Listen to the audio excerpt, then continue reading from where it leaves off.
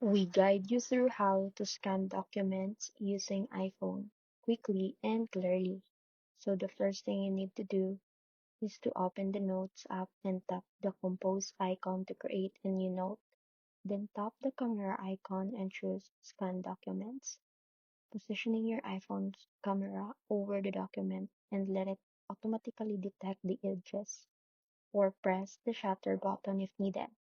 Adjust the corners to fit the page perfectly, then tap Keep Scan to save it and repeat if you have multiple pages. And once done, tap Save to restore it as clean digital documents.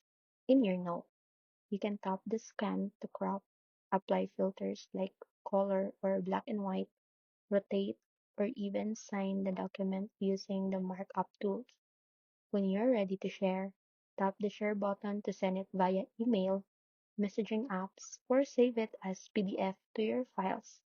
This method is perfect for your receipts, forms, or important papers so you can keep everything organized and accessible anytime.